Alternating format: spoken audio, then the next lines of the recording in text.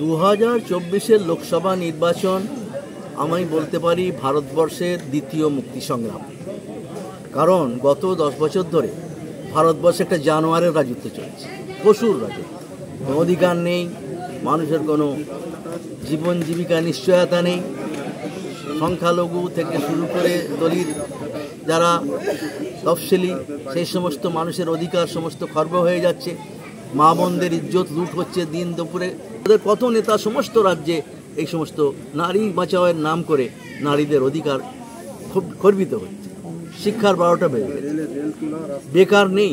45 বছরে ভারতবর্ষে আজ সবচেয়ে বেশি বেকার, 45 বছরের পর। এবং সমস্ত দিক থেকে জিনিসপত্রের দাম আগুন, মানুষ দিন রাত খেটেও সংসার চালাতে পারছে না। এইরকম একটা অবস্থার মধ্যে দাঁড়িয়ে আমরা জানি যে এই ব্যবস্থাকে যদি বদলানো না যায় এবং মোদি যদি আবার ক্ষমতায় আসতে পারে, যেটুকু অধিকার আমাদের বেঁচে আছে সেগুলো শেষ করে দেবে।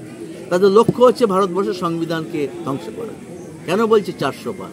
400 মানে মেজরিটি সংবিধান বদলাতে পারবে, 3 ভাগের 2 ভাগ দরকার, এই জন্যে 400। কিন্তু এই সংবিধান বদলে ওরা কি চায়? আমাদের সংবিধান পৃথিবীর মধ্যে শ্রেষ্ঠ সংবিধান।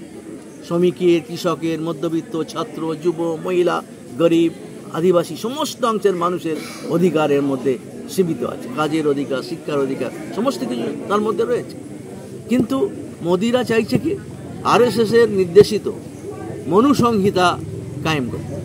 ওরা বলে যে এই সংবিধান চলবে না, তারা মনুসংহিতাকে নিয়ে আসে।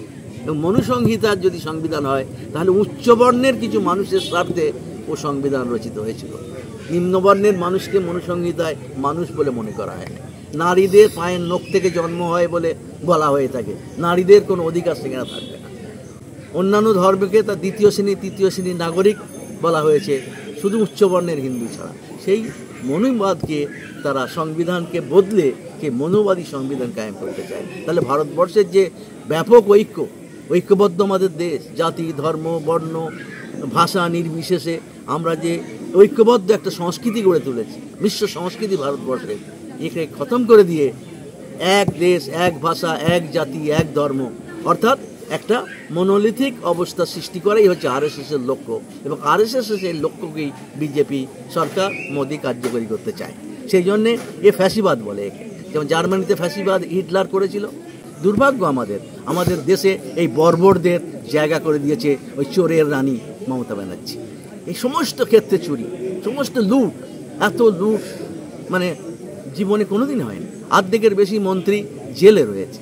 মন্ত্রীর রক্ষিতার ঘরে 400 কোটি টাকা পাওয়া যাচ্ছে, মানে চোরাই টাকা। এরকম ঘরে ঘরে এই সমস্ত চলছে। আর সেই টাকা নিয়ে দিদি দুজনে মিলে এই লুট করছে। এবং লুটেরাদের একটা পার্টি, তারা TMC ভারতবর্ষে আছে। মোদির সঙ্গে দিদি সেট আছে, বাইরে একটু গালাগালি করবে, কিন্তু ভেতরে জানে মোদির সঙ্গে যে আমরা এখানে লেফটকে যদি খতম করতে হয়, তৃতীয় শক্তি এখানে থাকবে না, আমরা আর আপনারা থাকবো। তার জন্য যা করার দরকার, পেছনে একজন আরেকজনকে সাহায্য করে একে প্রতিষ্ঠিত করা এবং গণতান্ত্রিক শক্তিকে নির্মূল করে দেওয়া, এটাই হচ্ছে মমতা মোদির লক্ষ্য। সেই লক্ষ্য ভারতবর্ষের ফ্যাসিবাদ কায়েমের সঙ্গে সম্পর্কিত।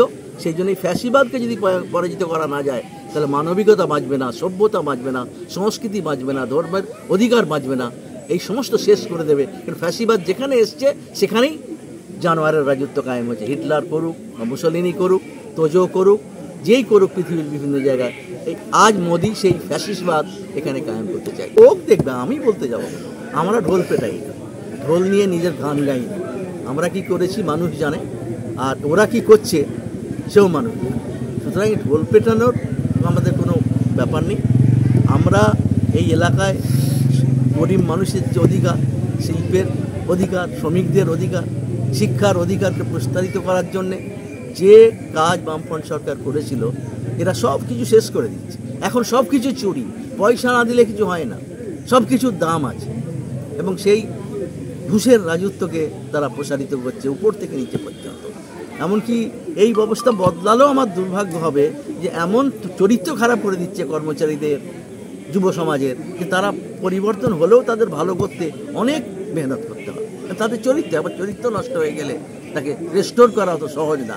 মমতার রাজত্বে আমাদের কর্মচারীদের, আমাদের যুব সমাজের, আমাদের মানুষের চরিত্র নষ্ট হয়ে যাচ্ছে। তারা অন্যায়কে আর অন্যায় মনে করে না, যে কোনো অন্যায় করতে তারা এগিয়ে যাচ্ছে।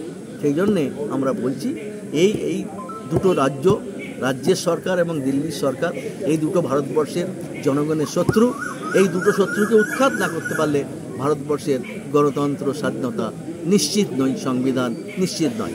এই জন্য এবারে নির্বাচন হচ্ছে সেই সংবিধান রক্ষার লড়াই, স্বাধীনতাকে নতুন করে প্রতিষ্ঠা করার লড়াই এবং ফ্যাসিবাদ কায়েম করার ষড়যন্ত্রকে পরাজিত করার লড়াই। সেটা এটা মামুলি একটা নির্বাচন না।